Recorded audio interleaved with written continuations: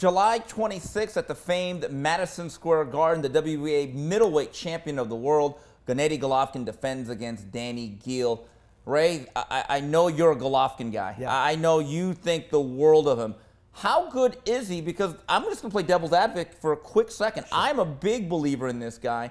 But you look at his resume, I don't exactly see Marvin Hagler and Carlos Monzon. Is it one of those cases we just got to trust our eyes in what we see? I agree. Yes, Steve.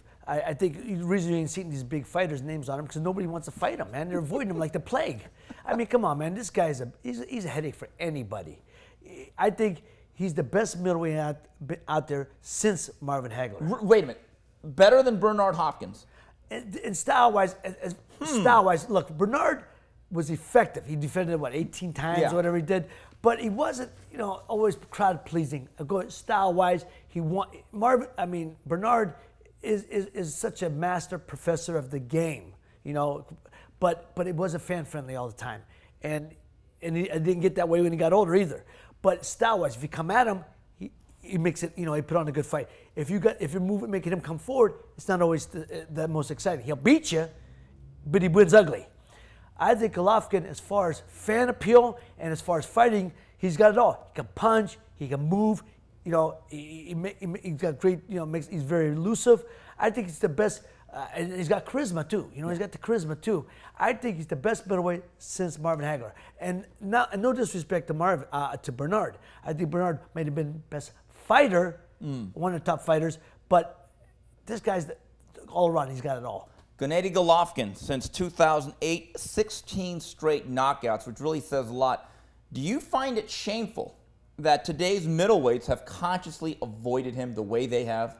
Exactly. Well, could you imagine in the era of Marvin, these guys? Marvin, look at the guys he had to fight. John the Beast Mugabe, even guys like James Kitchen were good, and Tommy Hearns when he moved up. Well, he had to fight Cyclone Hart, Benny Briscoe. On the way up, yeah. Willie Monroe to get as a the contender. Shot. The Willie the Worm, Bobby Boogaloo Watts. He fought them all. Cyclone Hart, like you said, he had to fight all the Philly guys, all the iron. They call all the Philly iron out there. He had to fight to get to tie the shot. And then when he got the title shot, he fought a guy who's one of the hardest guys to fight, Hugo Coro. When Vito lost to Coro, and then you're right, and Alan Mintor beat Alan Mintor for the title. My bad. It was Vito who fought Coro, which was an ugly fight there too. Because Coro, but when he fought Alan Mintor, he went to England and he dismantled him. He dismantled Minter. It was a shame. He almost got arrested for manslaughter because he beat him so bad. In England, So what I'm saying is, Marvin was he didn't duck anybody. Could you imagine guys of that era? Golovkin would have been another good fighter, but you have to go through him. You got to go through him. Now in the era of so many different organizations. Well, we don't have to fight this guy because we could fight the lesser guy, still make money, and our guy can still get credibility. Promotional divisions also. They hide behind that. Of course, it's all this, it's the smoke and mirrors. That's all it is now. Guys don't have to fight. Look, Chavez Jr.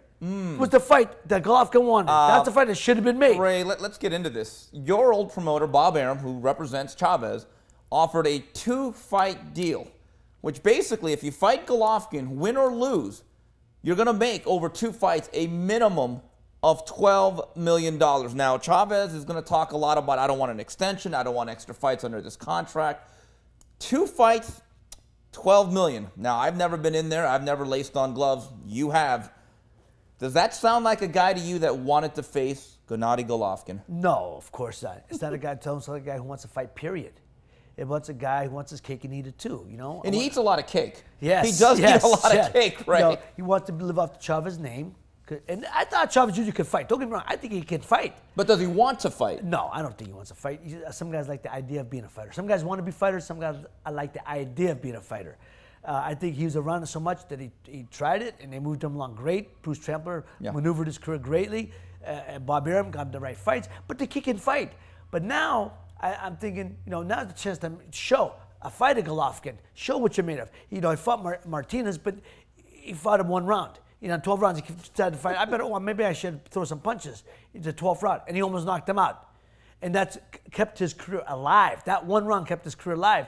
Now he got a chance to fight a Golovkin to really prove, hey, I'm a top top echelon middleweight, and he does it. And he'll get, like he said, and he's guaranteed $12 million over 2 fights.